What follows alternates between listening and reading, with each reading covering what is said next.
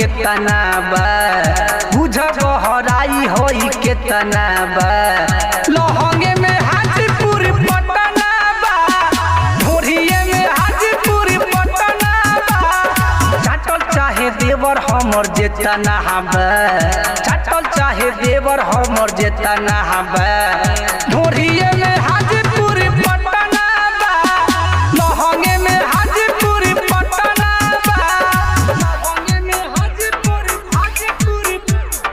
पटना बा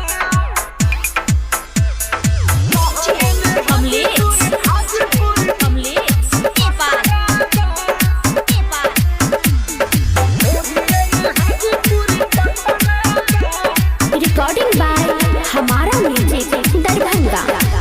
ढोरी के आगे फिलबारे साथी पूरा जवानी के खजाना हो जब से बा देखले ठीक से नहीं देखले देवारा भइल दीवाना हो देवारा भइल दीवाना हो ढोरी के आगे फिलबारे साथी पूरा जवानी के खजाना हो जब से बा देखले ठीक से नहीं देखले देवारा भइल दीवाना हो बुझे न दर्द गाल कटना बा बुझे न दर्द गाल कटना बा लहंगे में हाजीपुर पटना बा ढोरिए में हाजीपुर पटना बा चाटल चाहे देवर हमर जेतना बा ढोरिए में हाजीपुर पटना बा लहंगे में हाजीपुर पटना बा लहंगे में हाजीपुर पटना बा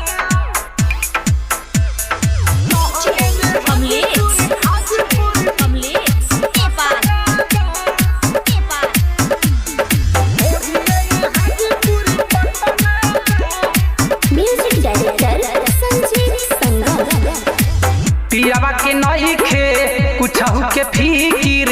आवत नइखे उ घर बाहरे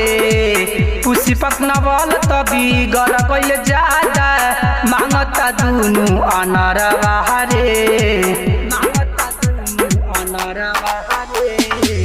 पियावा के नइखे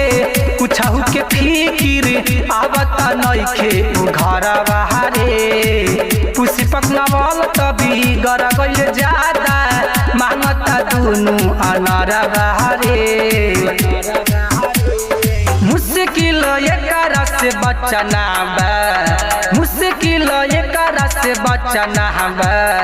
लहंगे में हाजीपुर पटना बा ढोरिए में हाजीपुर पटना बा चाटल चाहे देवर हमर जेतना बा ढोरिए में